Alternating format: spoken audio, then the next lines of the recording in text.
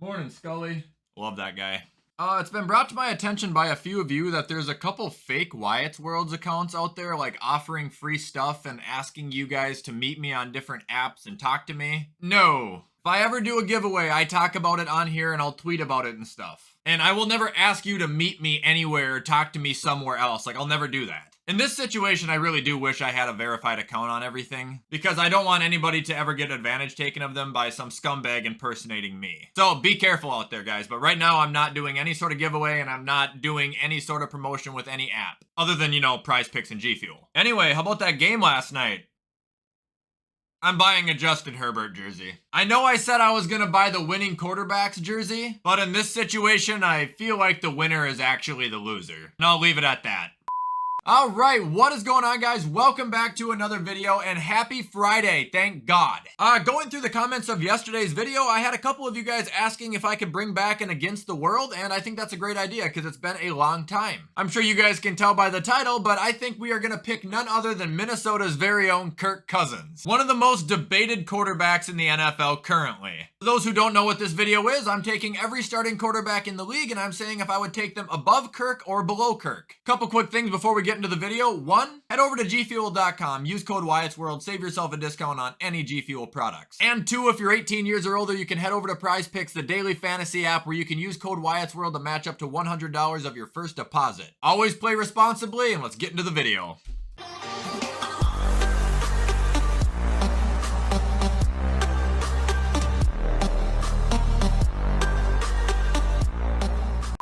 Okay, so here we are at the tier list, and like I explained, it is very self-explanatory. Above Kirk, below Kirk. Before I do these lists, I always like to go gander at their careers, so we'll do that quick. So here we are, Kirk Daniel Cousins. Got a career record of 60, 59, and 2 with a 66.9 completion percentage. 32,870 yards, 225 touchdowns, and 91 interceptions. Since his arrival in Minnesota, I like to think Kirk Cousins has been one of the most accurate and safest quarterbacks in the league. And I know he's not the best quarterback in football, but it is worth showing his growth going from Washington to Minnesota. Far less interceptions and far more touchdowns. One of my favorite narratives about Kirk Cousins is that his stats are garbage time stats. How is it garbage time when every single game last season was down to the final 2 minutes? Explain that one for me, clowns. All right, now we can begin. So starting off, we got Baker Mayfield. I would not take him over Kirk Cousins. I think that's a pretty self-explanatory, obvious one. I don't hate Baker. I don't think he is god awful, but I don't necessarily think he is great. That being said, Baker's still extremely young, and I'm not saying someday he can't work up to Kirk Cousins' level. Just right now, I definitely would not take him over Kirk. Moving on, we got Tom Brady. Yeah, I'm gonna take the GOAT. Statistically, I'm fairly certain as this man ages, he just gets better. He's kind of like cheese. All right, moving on, we got the Dallas Cowboys tandem because Cooper Rush is an instant no. Dak Prescott, that's a closer one. Obviously, week 1 Dak of this year, absolutely not. All-time Dak, it is up for discussion. I believe you put him on the Vikings, he would do just as good as Kirk Cousins. It's very close, man. I got a little bias in me too, so I'll probably take Kirk over Dak slightly. And if I need a one-up, this is going to be the second year in 3 years that Dak has missed significant time. Kirk doesn't really get hurt ever or miss games. He missed one last year, I think, because he had COVID.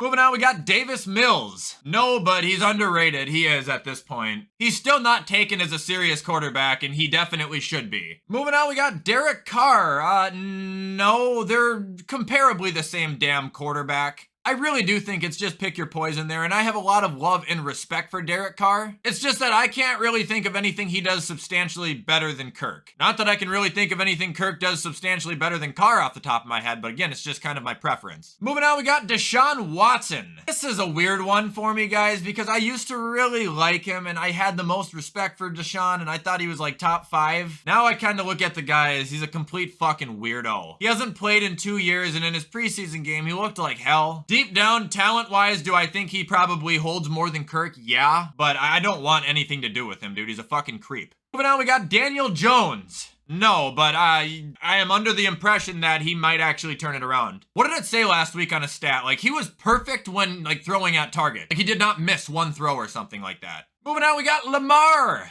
Yeah, probably. You know, I know that Lamar is not as good of a thrower as Kirk, but Lamar can do two things substantially better than Kirk Cousins. That's run the ball and win games. Now, I know running's not a quarterback stat, but running is half the reason why they win games with Lamar, so I'm gonna count it. Also, you gotta look at it in the perspective. Like, if I woke up tomorrow and I saw breaking news, Lamar Jackson is now a Minnesota Viking, what would my first thought be? Definitely not, oh, fuck. So that tells you right there, I don't look at him as a downgrade, you know? Like, I have a lot of love for Kirk. I do think as a passer, he's better than Lamar, but Lamar still has a ceiling to climb on an already very good skill tree. I'd take Lamar Jackson. Up next, we got Drew Lock. Absolutely. He gets a category of his own. Yeah, right. Up next, we got Justin Fields. No, but he's looking like he could turn out to be a very, very good QB. I was calling a lot of people idiots for sleeping on him, you know, when they didn't take him in the draft, like I previously mentioned, because he had epilepsy that's not affected him once as a football player. Moving on, we got Joe Flacco. No, get the fuck out of here, Joe. Following Joe, we've got Geno. No. Following Geno, we've got Jalen, my boy. They're going to be doing a battle on Monday. I would not take Jalen over Kirk yet. Do I think Jalen eventually could be a top 10, top 5 quarterback in the league? Honestly, I do. But to be fair, he's got to prove to a lot of people he's even like a top 20 quarterback. I just think he possesses the talent. Moving on, we got Jacoby. No. Like I said, he's pretty underrated for what he's capable of, but he's not a fantastic quarterback. Following Jacoby, we got Russ. Yeah, I would. He's an absolute dork, but he's a dog. You guys see the recent TikTok of him? Well, I don't know if the TikTok's recent, but the video is. It's him like saying what means a lot to him, and there's music playing, and he's like pointing, and it says faith, family, football, flying. Ah! Moving on, we got Jameis. Good old famous Jameis. No. He did have a very good week last week, and I do think he's a lot better than people think. I just wouldn't take him over Kirk Cousins yet, at least. Moving on, we got Jared Goff. No. I look at him the same way I look at Jameis Winston. I've been a very weird Jared Goff supporter my whole life. I don't think he's nearly as bad as people think, but right now he's still got some work to do if he wants to be like a Kirk Cousins to me. Moving on, we got Justin Herbert. Feel bad for him, man. What a terrific game he had last night. He's tough as nails, too. I would absolutely take him over Kirk. Honestly, after last night's game, I'm starting to trend on him over Burrow, too. I know a lot of you guys have been telling me that, and a lot of you guys are going, hey, about time, Wyatt. Okay, come on, give me a break.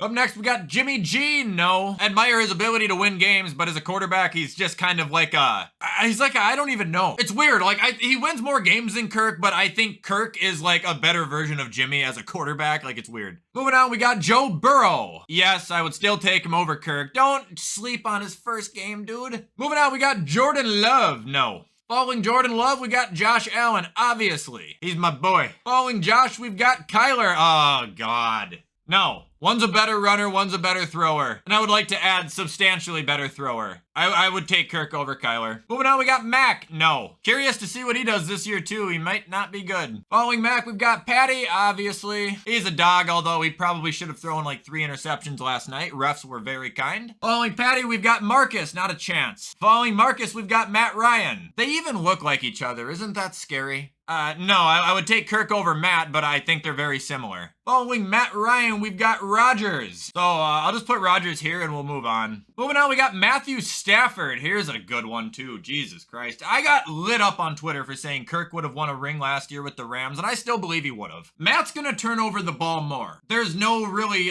debate on that. But Matt's also going to take a lot more chances that'll end up getting you points where Kirk would have just, held onto the ball or thrown it out. This is fucking difficult, man. I think I would take Matt. Just by the slightest amount. He's still got that lion heart in him, and I can't turn him down right now. Moving on, we got Ryan. No. Tannehill played very good for what he was given last week, but I would not take him over Kirk. After that, we've got Trevor. No. And after Trevor, we've got Trey. Not yet. After Trey, we've got Mitch. No. Okay, Zach, no. Tua, not yet. The last good debate here is Carson Wentz. Still gonna be no, but I'm gonna sound nuts. I'm gonna sound like an instant band hopper. I think he's gonna be really fucking good this year. I think this is gonna be his revival. I think he's gonna finish out his career as a commander. But right now, I still would not take him over Kirk. Sorry for the half-ass ending there, but I just got a bunch of young guys there and Mitch Trubisky. So anyway, that is going to be all for today's video of Kirk Cousins versus the world. I know this might be debatable with a lot of you, but to me, he is exactly a top 10 quarterback. He's number 10. Let me know where you guys agree. Let me know where you guys disagree. I feel like there's going to be a huge argument today.